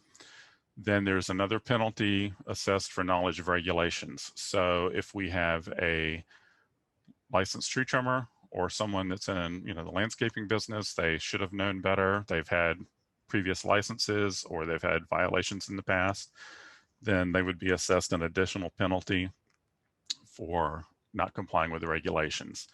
Then column C and D have to do with trees that are abused. Column E has to do with trees that are removed. So if the abuse level is severe, they would have an increased penalty. If the abuse was minor, or a lot of times we would include palms in this minor category because really there is no corrective pruning you can do to an abused palm tree. So there's really no corrective action, then we might consider that minor abuse. Then that would kind of discount the penalty. If the activity is not licensable, in other words, you removed a tree, and had you applied for a license, we would not have issued a permit for that tree, then you would be assessed a penalty for the activity not being licensable. Then the number of trees that meet all those criteria in the row going across would be entered, and then that would calculate a penalty. So just to give you an example, if you look at tree list C, let's just consider a specimen, let's say a specimen live oak, 18 to 30 inches. The base value is $600. If it was a specimen tree, then we would double that. So that would make the penalty $1,200 under column A. If you're a licensed tree trimmer, you should have known better. We would assess a penalty of $600 for that. So now we're up to $1,800. If the level of abuse was severe, that'd be another $600. So that would be a $2,400 fine for severe abuse, or if the tree was removed and it was not licensable. So that would just be the penalty for one 18-inch good condition, let's say live oak tree. Then there are also administrative costs, and then you would still need to probably obtain a tree removal license and pay the application fee for that. And you're also going to have to mitigate for the removal of the tree. So I do like to impress upon people that, the cost of violations is significant. So that is pretty much the county's code in a nutshell as far as the tree preservation code. This is my contact information, and I'll be happy to try to answer any questions that you guys may have regarding the county's ordinance. Video. Yes, I do. Oh, I've got to put the video on too. Hang in there, Alex. Don't go anywhere. Okay. All right. Alex, to start with, I think one of the things I want to do is reiterate how you opened up, as does the Broward County Code of Ordinances. And it says, because I've got it here, it says applicability. This article shall apply to all persons within geographic boundaries of Broward County and shall be enforced on a countywide basis unless provided here or otherwise provided here within. But basically, all the municipalities within Broward County have to follow these guidelines. That's correct. So what the county, when we adopted this ordinance, had jurisdiction countywide. If the municipalities adopted their own ordinance that the county reviewed and certified as being at least as stringent as the county's ordinance, then by certifying that ordinance, we gave up jurisdiction in that municipality. So we're relying on those certified municipalities to enforce their own code. And that is every year I believe it's every year the county reviews that, correct? We have to apply for, state that we have not made any changes. Right. And that we're still. So when any changes that are proposed to the municipal codes typically get, forwarded to us for review before they go before your city council or city commission, for adoption. Typically, we would be asked to review any proposed changes to the code. So again, to kind of to play along that, all the tree work and all the installations that go on countywide have to meet these minimum standards. Cities have the right to be more restrictive within their standards, but they cannot be less restrictive, correct? That's correct. If we look countywide, I don't know that these rules have been followed very tightly over the past number of years. I think, just judging from the tree surveys put out by the county and the amount of shade and such that we've been losing, yes, some of it due to development, but a lot of it just due to not mitigating for trees, tree removal, tree loss, hurricanes, other things where trees do not get put back in. I'm glad these rules are in place, but we really need help in enforcement. We do need help in enforcement. And like I started out my presentation, we're a small program. We have 2 of us to cover 10 municipalities and all the unincorporated areas of the county and the school board owned properties. So I think Michael made a very good comment in the chat early on, I think during Dr. Klein's presentation, that I think there needs to be a little bit of a change in attitude by, the elected officials that need to view our trees as assets rather than, a problem to be dealt with. Agreed. And of course, you're talking to the choir here, preaching the choir, but a big reason I asked you to come on and talk is, how many times over any given year, but the past year, I've reached out to you to get your interpretation, because realizing that any city, be it Sunrise or whatever particular city, cannot go below that level. It has provided a backstop for us. So it's not the city saying, developer, you can't do this, or individual or property owner that we're coming down on you. In essence, we're saying this is the county's guidelines and your actions have fallen below that. So some kind of mitigation, enforcement, whatever becomes required. So we're really glad that the county has established these rules, and we welcome the enforcement of it. In addition to the fact that don't weaken them. If anything, give us opportunities to make them stronger, so that we can continue to try and get more green planted out there.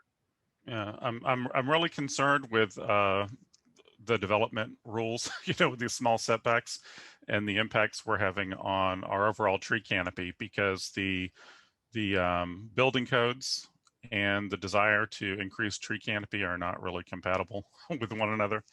I would like to address some of the questions I've seen pop up in the chat. Yeah. One of the questions is, where can the list of trees be found? The county's list of approved replacement trees. So that can be found by going to the county's code, which you can view through the municode.com website. And the county's code, like I said, is listed under Chapter 27, Article 14. And the tree list is found in the appendix of that section of the code. Dr. Busey had asked to clarify when palms are or are not trees or specimen trees. So the way we determine if a palm is a tree, if it has a trunk of 3 inches, 4.5 feet off the ground, it's considered a tree. That would meet the county's definition of a tree. The way a palm would be determined a specimen, and there's not many palms that reach specimen size, but if the trunk diameter is 18 inches or more, measured at breast height, and the tree is in good condition, then that palm would be considered a specimen. So typically, you're not going to have too many species of palms that reach a specimen size, but things like a royal palm or a Canary Island date or a Bismarck, something like that, a large maturing palm tree might be considered a specimen tree based on the trunk diameter and the condition. Alex, one of the things we would be remiss if we didn't touch base on, because it certainly throws a curve to the county ordinance, and that is the Florida statute 163045. Right. Even the county had to write in that if that was utilized, then these rules do not have to, are not applicable. Right. The county did add a reference to that in our code under the general exemptions portion of the code. So if someone meets, the requirements of Chapter 163.045 Florida statutes, the tree would be exempt from licensing requirements, and that is included in the county's code. So we did, once the state adopted that, we included it in our code. We included that language in our code. We'll see what happens with that statute. I know there's, some efforts to get some changes made to that. But for now, we deal with what we have to deal with. Correct. Correct. Indeed, there have been several cities, excuse me, Coral Springs, Deerfield Beach, and a couple other ones that passed some resolutions supporting the revocation of 163045. So hopefully there will be some changes to it. Not that it maybe needs to go back the way it was, but indeed, we're hoping there's some big changes to it. Let me ask you this, Alex, and I think I've asked you this prior in emails, just to make sure people understand. So if they utilize, or if the statute 163045 is implemented and trees at a business are no, not a business, sorry, at a home are removed, if all the trees on that property are gone, and that statute specifically says there is no mitigation required, can that home be cited for being deficient trees under a separate section? Well, the way I read the ordinance, I would have to say if the trees were removed, citing that Chapter 163, I would say probably not, because really, I think that's probably a question for the county attorney's office, but I think the way that particular statute reads is if the trees were removed pursuant to that chapter, then a local government cannot require replacement. That's the way I read it. Understood. And I've had some conversations with Michael about that, as well as the attorney for our city and several others. And fortunately, what we found so far is that the cities are willing to state that absolutely you per the Florida statute, you can remove those trees. There is no mitigation required. You kind of set that file aside. That's a done deal. What you then can look at is say, per the approved site plan, what was on that property. And if they do not have the trees that meet that approved site plan, they need to come back into compliance with the site plan. And that's been pretty uniformly accepted throughout most of the cities I've dealt with. Yeah, well, and that's good to hear. And I'm hoping, with some, I don't really expect that statute to go away, but I'm hoping with some refinement and some better definitions of it, it'll be more clear for everybody on how they can comply with the intent of that statute. Agreed. And I think I'm going to lean in here. Sorry, Benjamin Kubiak had a point, and it's not lost on everybody, Ben. I want to find out where it is. Oh, here we go. The municipalities who have become overly aggressive in their tree preservation ordinance / enforcement are directly blamed for the Florida statute preempting their authority. There is some agreement in there that, as you said, done wrong or overly enforced, or maybe the person that goes out and does the mitigation for a mature tree or a specimen tree doesn't know how to do it very well. They can end up owing quite a bit of money, and cities do have the ability to enforce that. So if mitigation that's presented says, hey, we took out a black olive and you owe us $12,000, or that can get a little out of whack. And I don't disagree with Benjamin that to a degree that started to bring on this kind of rebound where people are saying, I took out one tree and I had to put 4 back in, or I took out a tree and not only have to put a tree back in, but there was a severe penalty or a dollar value associated with it as well. Right. I don't disagree with that observation. I think, primarily the intent of the county's ordinance, or when they adopted this ordinance, is not so much against the residential homeowner, the single family homeowner. Like I said, our rules for the single family homeowner as far as tree removal licensing are less stringent.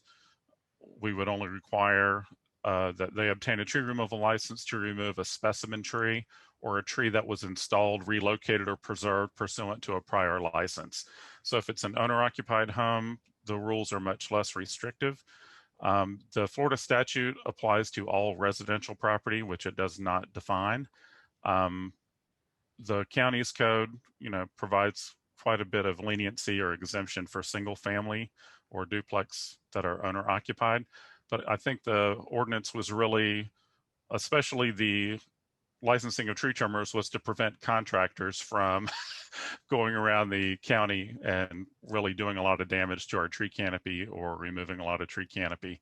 And I think that's one of the reasons the penalties are significant, is we're really more interested in contractors who are going countywide, and we want to make sure they're doing things the right way. It's more so in place for that than going after, a residential property owner that incorrectly trims a tree.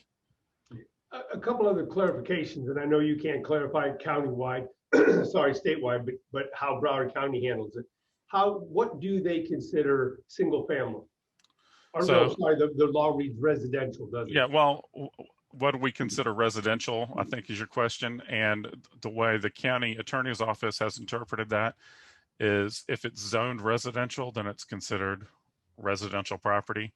The state statute does not define residential. So it kind of really leaves it open to interpretation. And I think each municipality might interpret it a little bit differently. But whenever we would have a case come up, we would refer to the county attorney's office and get their opinion on it. And before we proceed with any enforcement case, it's reviewed by the county attorney's office before we proceed with a case. And those kind of things, the law 163045 or the statute is poorly researched, poorly written.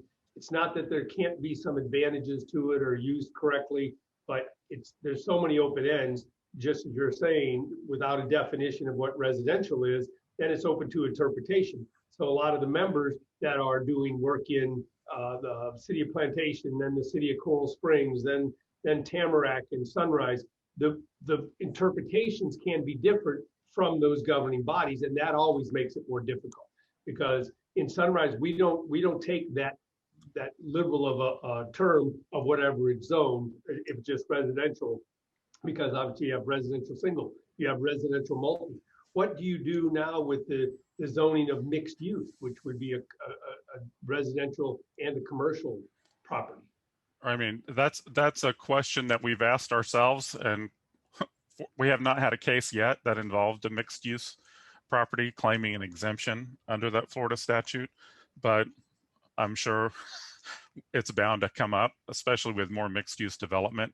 And then I guess we'll see how the county attorney's office wishes to proceed with that or interpret it.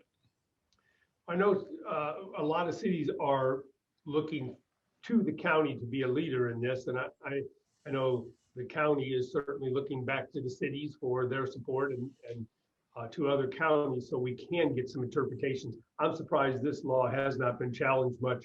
I think there's some challenges up north in Pensacola and some other places that have really not even worked their way through the courts yet to say exactly what's going on.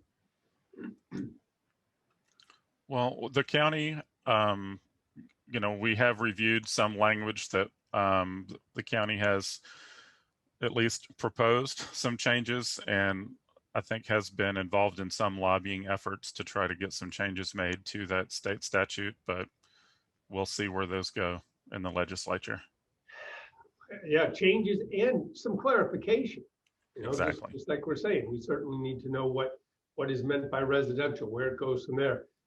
We've said before, the fact that they say if a tree is a danger. Well, in arboriculture, we don't really have a good definition for danger. You know, is a coconut hanging from a tree, a happy, healthy coconut tree, is a coconut a danger? I guess if you stand under there and shake the tree, or you're standing under there at the wrong time, it could be, quote, dangerous. Well, I think, Dr. Klein was talking about risk perception, and, we don't use the term danger. We might, give a level of risk over a given time period, but every tree owner's tolerance of risk may be different.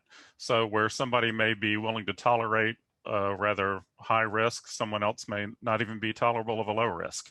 And I notice, after we've had, some of the hurricanes like Wilma, for example, it seems like, because of the fear factor, people say, well, I don't want any trees within 100 feet of my house. And that's not really reasonable, especially given, some of the studies that have been done. A lot of these trees are actually quite tolerant of hurricanes, depending on past maintenance, what the species is, the planting environment. There's a lot of different factors that go into what would make a tree maybe a higher risk than another tree. Well, shame on us too in the green industry for not doing a better job of selling the benefits of trees, even when a hurricane. I mean, if you can shutter up your house and everything else, but if your neighbor's roof is blowing apart and roof tiles are coming your way, it would be much better to have those roof tiles, in my opinion, strike a healthy, well-planted, well-maintained oak tree, and okay, maybe break up some of the limbs or do whatever. I'd still rather have those roof tiles crash into an oak tree than crash into my shuttered up house. So we're not doing the job we should selling trees, the many benefits of trees like we should, or maybe we could get some softening of that law. Well, and my own personal experience, I experienced something similar. And I do think if you have well-maintained trees as a buffer, they can actually protect your house from the winds. The back of my house faces west, and with Hurricane Wilma, the winds were coming from the west. My neighbor has no trees. He lost the roof to his patio in the back, and I have the same patio, had no problem because I have a nice canopy of trees that were kind of buffering the winds from the back of my house. Well, I know Mike Orphanides, who's still on there, same thing at Weston. They undertook years of structural pruning in one of the subdivisions prior to Wilma, and they were getting some negative feedback from the expenses that they were undertaking every year, especially for the amount of material in the later years. It was like, wow, they're not even taking that much off, and we're paying all this money. But when Wilma hit, it was an eye-opening moment to say, well, now let's go look at these other places that maybe took a lot off or maybe didn't do their pruning. It was just stark how well properly pruned trees took on Wilma and basically survived. Well, one of the impressions I try to make on some of these HOAs, I deal with a lot of HOAs or especially condo associations, and they just, as a matter of course, April or May, start of hurricane season, I'm going to have all the trees trimmed. I had somebody come through and trim all the trees, rather than looking at the trees and determining, do all the trees actually need to be trimmed? What I try to encourage them to do, if the tree has not been abused or suffered storm damage, and it's a mature tree, it really shouldn't need pruning every single year if it's been properly maintained. So I try to encourage them to, rather than maybe trim all the trees every year, why don't you prioritize, pick the 1/3, the most critical, prune those this year, then the next third, the next year, the next third, the next year. So you're on like a 3-year pruning cycle. You're going to help your budget. You're going to help your trees and hopefully have a more resilient canopy when the next storm comes through. Absolutely. Absolutely. So we have a lot of work to do, and we're losing our canopy basically as we speak. But I think those of us in the Landscape Inspector Association realize the importance of the trees. As I said, we need to do a better job selling it. We certainly need to do a better job. I hesitate to use the word enforcing, but I'll say it, encourage, enforce, whatever it is, having people come into compliance. And that was the whole purpose of having Alex here, is to let you all know that you have that. Those rules are out there. What Alex said today is the minimum for any city. So it does not matter what city you represent or what city you're working in. Those are the bare minimums. You can come to other cities that are allowed to be more strict, but nobody can be less strict. So if you see abuse going on, you please don't just throw your hands up and say, see, there's another illegal or unlicensed or whatever doing it and nobody cares. Yes, we do. I can tell you personally, we care in Sunrise. I will speak for Alex. I know they care countywide, and the cities that they represent and all the other inspectors that are on here, they do care. So if you are a contractor, you're following the rules and you see abuse, unlicensed, problems out there, make the call. Call whoever, whatever city you're in, reach out to the urban forester, landscape inspector, city forester, whatever it happens to be. No city out here is that big that we can't send somebody out pretty quickly to investigate. If it's being done correctly, no problem. If it's an illegal, unlicensed tree trimmer, we always encourage them, come on, get licensed, get legal. We're not trying to close the door on anybody, but we want you to do it right. So Exactly. Get out there and you can go take Mike's classes. You can pass all the rules and you're welcome to be a tree trimmer. We just want you to be a good tree trimmer. And to those of you that are certified arborists that are involved in writing letters, there's for quote dangerous trees that are allowed to be removed. Alex, I have one other interpretation that I know Sunrise made, and I want to see what the county does, because part of 063.145 says that the city or municipality may not require any documentation. Now, Sunrise has said that we interpret that as we cannot require a permit. However, if a tree is removed under that rule, they do have to provide us with the letter from the certified arborist. Is the county running similar? The county does the same thing. If somebody is removing or has removed a tree citing the Florida statute, we ask for the documentation because, I mean, how else can we determine that it was submitted by a Florida licensed landscape architect or an ISA certified arborist unless you provide me with some documentation along with the person's name and either license number for their landscape architecture license or their ISA certification number. How can I verify that you obtained the documentation if you don't provide it? Absolutely. So again, to all the people that are out there, I'm glad to say we have 60 people out there. That's excellent. Please be aware, every city has to follow those county guidelines as minimums, and they can be more strict.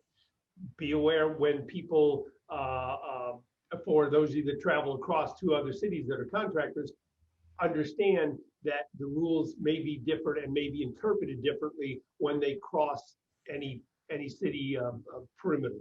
So the way Sunrise interprets it, we're going to continue to enforce until told to do differently or challenged in a court. The way that Tamarack, the neighboring city, does it may be totally different. So, the obvious answer to that is phone ahead. I've got phone, I've got email. Alex has phone, Alex has email. Telegraph your punch before you do anything, even if it's using that statute to remove trees. Let us know. We're not going to try and make your life hard on you, but it's better to do it right as opposed to then coming out and saying, hey, now that you've done it what you think is right, there's still some action that you're going to be enforced upon. Absolutely. And I always tell the arborist that, are writing these reports or providing these documents to tree owners, be prepared to defend your findings in court, just in case it ever goes there. We want, we'd much prefer compliance rather than enforcement. 100%. Alex, again, I thank you very much. I do one last thing I want to read. I'm sure you all saw it from Sharon, but she said that next month's speaker will be talking about the benefits of trees through her research. So while we're talking about preserving them and saving them and all, it'll be nice to hear that positive spin so that we can do a little bit of a better sales job to people so that they realize the importance of keeping and preserving trees. And Richard Secor wants me to remind you that you can now go on to the website and register for next month's meeting. So please don't wait. Don't wait till you see the flyer. Let's get registered. We love seeing you. This is the kind of great information. Thank you, Alex. Thank you, Ryan, that we are able to present every month. And the reason we're able to do it is because we have good number of people attending. So thank you, and thank you, Mike Orphanides, as well. So seeing no other questions, I will let you go, and you get a whole 2 extra minutes, so you can stand up and stretch if you need to. Thank you, everyone. We'll see you next month. Thank you very much, Alex. Take care. Thank you.